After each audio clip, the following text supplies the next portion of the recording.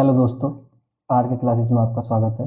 आज हम class 10th का केमिस्ट्री का पहला चैप्टर रासायनिक अभिक्रिया एवं समीकरण हिंदी माध्यम में पढ़ेंगे। तो आइए देखते हैं। भौतिक परिवर्तन और रासायनिक परिवर्तन। भौतिक परिवर्तन और रासायनिक परिवर्तन। भौतिक परिवर्तन क्या होता है? जो नए पदार्थ नहीं बनाते हैं और जिनका परिवर्तन प्रतिवर्ती होता है।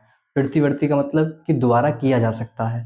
ठीक है, कि ये जो है नए पदार्थ नहीं बनाते हैं और यह परिवर्तन प्रतिवर्ती होता है। जैसे कि उदाहरण से समझेंगे, बर्फ का गलना। जब आप फ्रिज में से बर्फ को निकाल कर बाहर रखोगे तो बर्फ गलकर क्या बन जाएगी? पानी बन जाएगी। फिर से उसी पानी को फ्रीजर में रख दोगे तो क्या बन जाएगा? बर्फ। इसमें कोई नया पदार्थ नहीं बना और इसमें दोबारा किया जा सकता है इसको। ठीक है, तो भौतिक परिवर्तन क्या होता है कि नए पदार्थ नहीं बनते हैं और यह परिवर्तन प्रतिवर्ती होता है, यानी कि इसे दोबारा किया जा सकता है। ठीक, एक और उदाहरण देखते हैं, मोम का पिघलना। आपने देखा होगा कि मोमबत्ती को जब हम जलाते हैं तो धीरे धीरे उसकी जो मोम पिघल कर चारों तरफ नीचे फैल जाती है। जब उस मोम को इकट्ठा करके उसमें फिर से धागा लगाएं और फिर से उसे जलाएं तो वो जलना स्टार्ट हो जाएगी। तो ये क्या है? भौतिक परिवर्तन। अब देखते हैं रासायनिक परिवर्तन क्या होता है। ये नए पदार्थ बनाते हैं और यह परिवर्तन प्रतिवर्ती नहीं है, यानी कि इसको दोबारा नहीं कर सकते और ये नए पदार्थ बनाते हैं। जैसे दही का जमना, ये क्या है? रासायनिक परिवर्तन है। ठीक है, अगर हम किसी कागज को जला दें, उसका जलने के बाद वो क्या बन जाएगा? राख बन जाएगा। तो ठीक है, ये क्या है? रासायनिक परिवर्तन है और राख से हम दोबारा कागज नहीं बना सकते। तो ये दोबारा नहीं किए जा सकते और ये एक नया पदार्थ बनाते हैं। तो इसे क्या बोलते हैं? रासायनिक परिवर्तन। आगे चलते हैं, रासायनिक अभिक्रिया देखेंगे।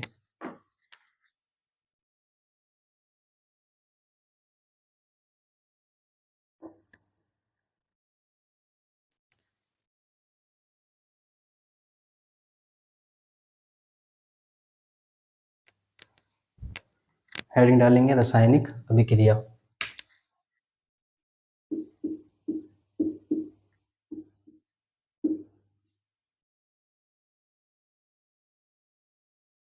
रासायनिक अभिक्रिया।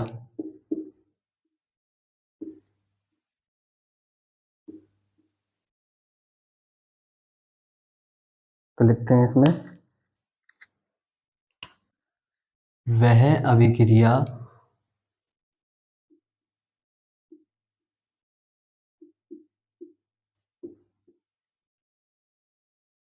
जिसमें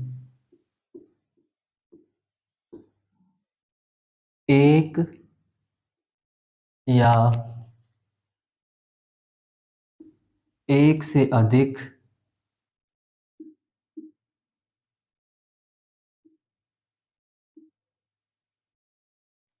पदार्थ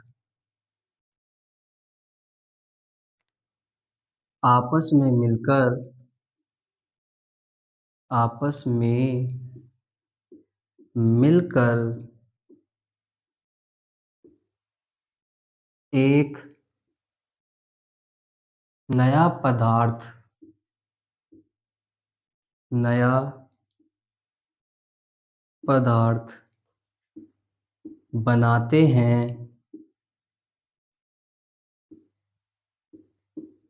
रासायनिक अभिक्रिया कहलाते हैं। रासायनिक अभिक्रिया कहते हैं या कहलाते हैं।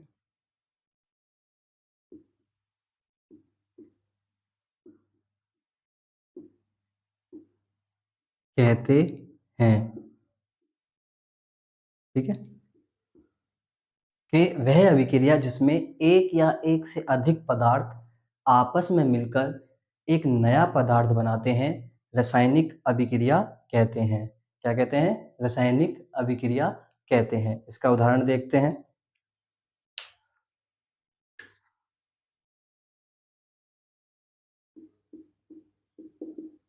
मैग्नीशियम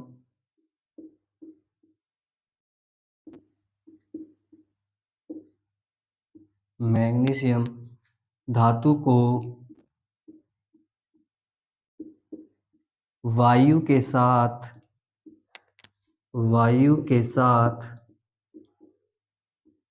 गरम करने पर गरम करने पर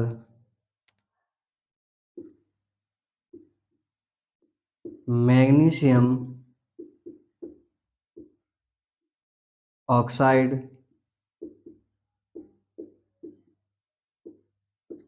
प्राप्त होता है।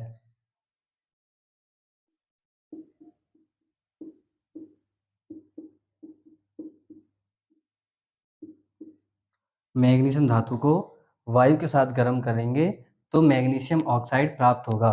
ठीक है, क्या प्राप्त होगा? मैग्नीशियम ऑक्साइड प्राप्त होगा। मैग्नीशियम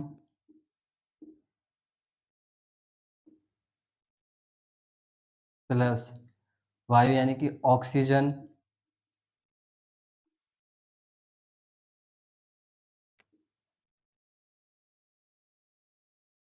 गर्म किया,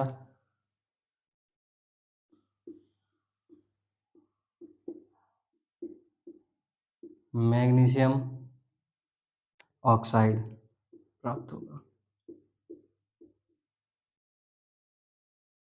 ठीक है, मैग्नीशियम धातु को ऑक्सीजन के साथ गर्म करने पर मैग्नीशियम ऑक्साइड प्राप्त होता है। क्या प्राप्त होता है? मैग्नीशियम ऑक्साइड प्राप्त होता है।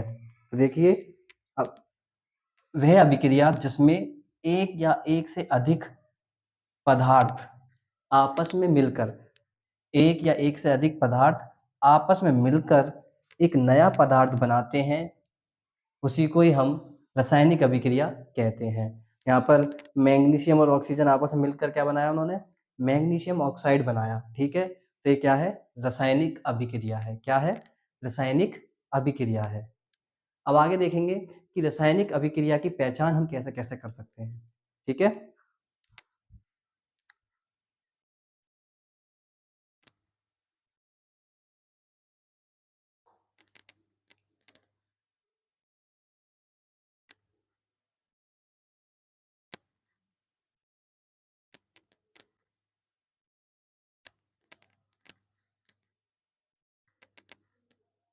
हेडिंग डालेंगे रासायनिक अभिक्रिया की पहचान।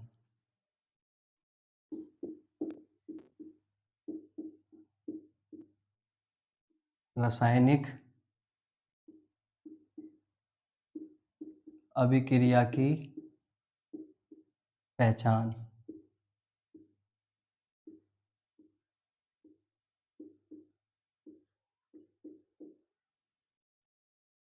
रासायनिक अभिक्रिया की पहचान कैसे करेंगे?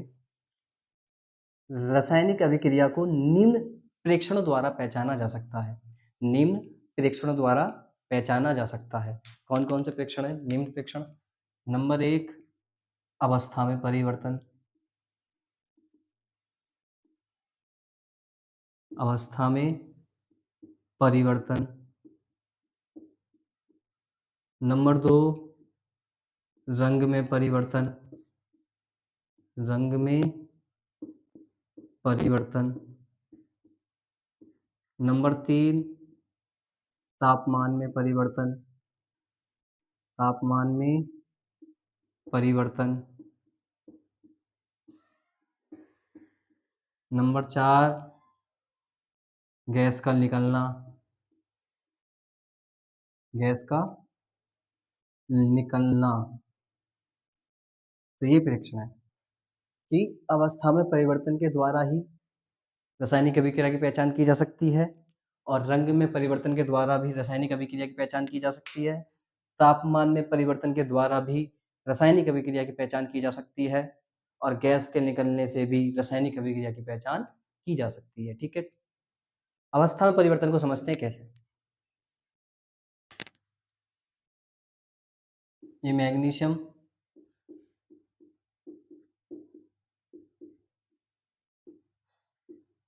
प्लस ऑक्सीजन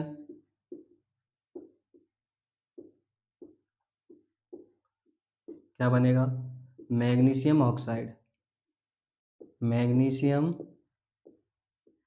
ऑक्साइड क्या बनेगा? Magnesium oxide. ठीक है, यहाँ देखो मैग्नीशियम किस में है, सॉलिड यानी कि ठोस अवस्था में। यहाँ किस में है ऑक्सीजन, गैस अवस्था में। अब किस में है मैग्नीशियम ऑक्साइड, ठोस अवस्था में। तो रासायनिक अभिक्रिया होने से पहले ये ठोस और गैस अवस्था में था, रासायनिक अभिक्रिया होने के बाद फिर कैसा हो गया, ठोस अवस्था में। तो अवस्था में परिवर्तन हुआ, तो अवस्था में परिवर्तन के द्वारा भी रासायनिक अभिक्रिया की पहचान की जा सकती है। रासायनिक अभिक्रिया की पहचान की जा सकती है अवस्था में परिवर्तन के द्वारा। ठीक है, दूसरा देखते हैं रंग में परिवर्तन।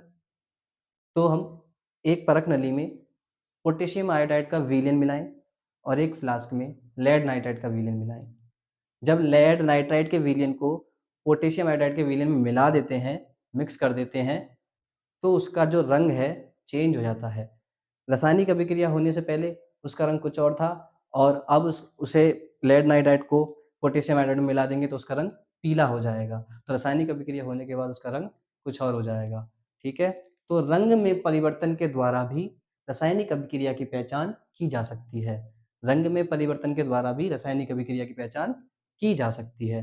अब अगला देखते हैं ताप में परिवर्तन। ताप में परिवर्तन, ठीक है, एक बीकर लेते हैं, उसमें सल्फ्यूरिक एसिड का विलयन लेते हैं। एक बीकर लेंगे, उसमें सल्फ्यूरिक एसिड का विलयन लेंगे, उसमें जिंक के छोटे छोटे टुकड़े डाल देंगे। ठीक है, तो अब हम इस बीकर को टच करेंगे तो इसका जो तापमान है वो बढ़ जाएगा। रासायनिक अभिक्रिया होने से पहले इसका तापमान कम था, अब इसमें जब जिंक के टुकड़े डाल दिए सल्फ्यूरिक एसिड में तो ये रासायनिक अभिक्रिया हो जाएगी, तो इसका तापमान बढ़ जाएगा। क्या हो जाएगा, बढ़ जाएगा। ठीक है, तो तापमान में परिवर्तन के द्वारा भी रासायनिक अभिक्रिया की पहचान की जा सकती है। ठीक है, अगला गैस का निकलना। इसी को ही देखते हैं कि ये सल्फ्यूरिक एसिड का विलयन है, सल्फ्यूरिक एसिड का विलयन। ठीक है, इसमें जिंक के टुकड़े मिले, इन्होंने जब ये आपस में क्रिया करेंगे तो ये हाइड्रोजन गैस निकालेंगे। क्या निकालेंगे, हाइड्रोजन गैस निकालेंगे, जिससे रासायनिक अभिक्रिया की पहचान की जा सकती है। तो गैस के निकलने से भी रासायनिक अभिक्रिया की पहचान की जा सकती है। ठीक है, तो रासायनिक अभिक्रिया की पहचान कौन कौन से प्रेक्षणों द्वारा की जा सकती है, अवस्था में परिवर्तन के द्वारा भी रासायनिक अभिक्रिया की पहचान की जा सकती है, रंग में परिवर्तन के द्वारा भी रासायनिक अभिक्रिया की पहचान की जा सकती है, और तापमान में परिवर्तन के द्वारा भी रासायनिक अभिक्रिया की पहचान की जा सकती है, और गैस के निकलने से भी रासायनिक अभिक्रिया की पहचान की जा सकती है। ठीक है, समझ में आया। आगे चलते हैं, अभिकारक और उत्पाद क्या होते हैं। तो अगली हेडिंग डालेंगे अभिकारक और उत्पाद।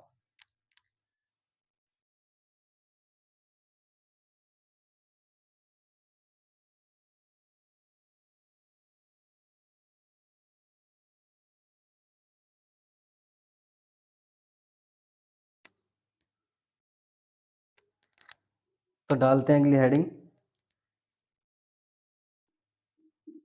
अभिकारक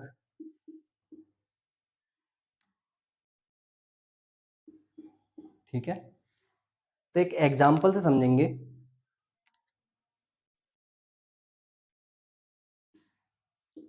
हाइड्रोजन प्लस ऑक्सीजन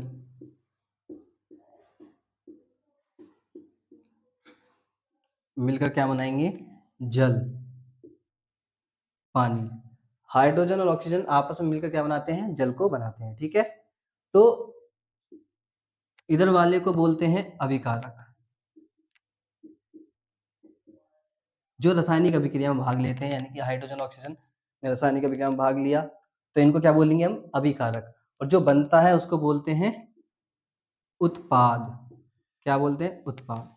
ठीक है, तो परिभाषा क्या हो जाएगी कि वह अभिक्रिया जिसमें वह रासायनिक अभिक्रिया जिसमें पदार्थ भाग लेते हैं उन्हें बोलते हैं अभिकारक। ठीक है, और जिसमें नए पदार्थ बनते हैं उनको बोलते हैं उत्पाद। ठीक है, तो लिखेंगे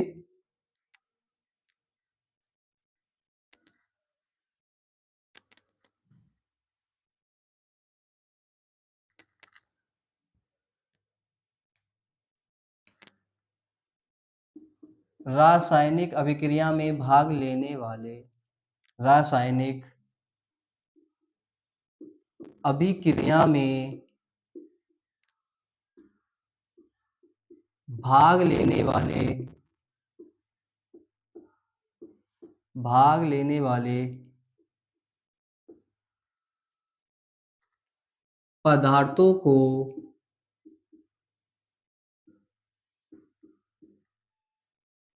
अभिकारक कहते हैं।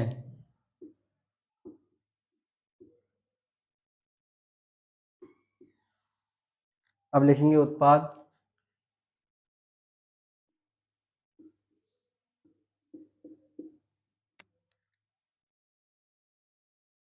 रासायनिक अभिक्रिया में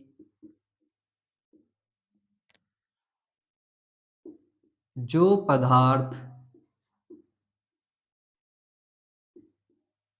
बनते हैं उन्हें उत्पाद कहते हैं। उत्पाद कहते हैं। ठीक है। जो रासायनिक अभिक्रिया में पदार्थ भाग लेते हैं उनको अभिकारक बोलते हैं। जो रासायनिक अभिक्रिया में पदार्थ बनते हैं उनको उत्पाद बोलते हैं। ठीक है। अब आगे चलेंगे, रासायनिक समीकरण को समझेंगे। तो अगली हेडिंग डालते हैं रासायनिक समीकरण।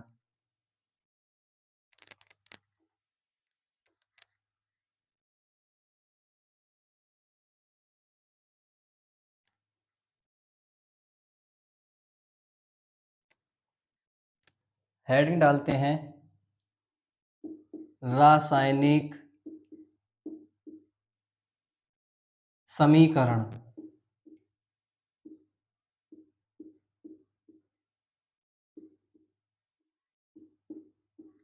रासायनिक समीकरण। ठीक है। तो लिखते हैं इसमें रासायनिक अभिक्रिया को रासायनिक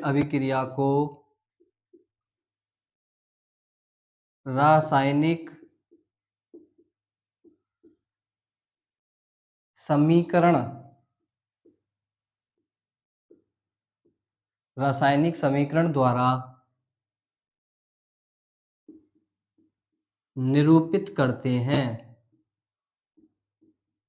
निरूपित करते हैं। ठीक है। रासायनिक अभिक्रिया को रासायनिक समीकरण द्वारा निरूपित करते हैं। ठीक। आगे लिखते हैं रासायनिक अभिक्रिया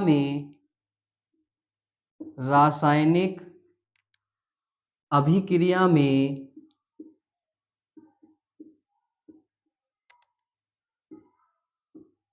भाग लेने वाले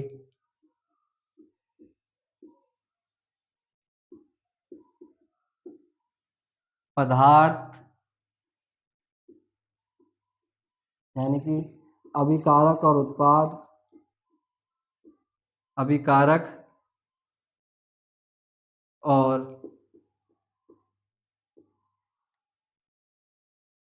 उत्पाद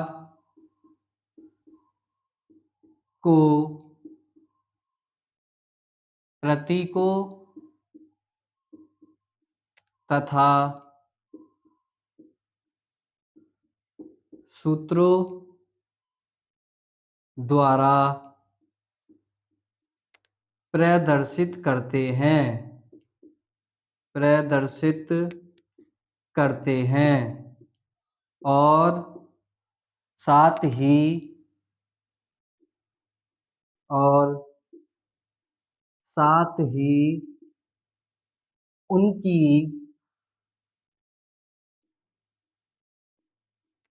भौतिक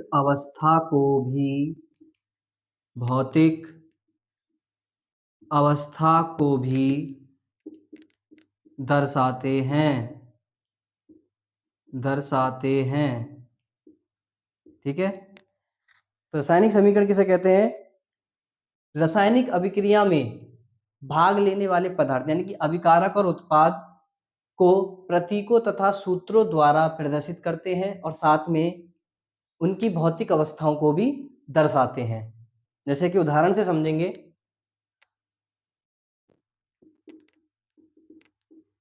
हाइड्रोजन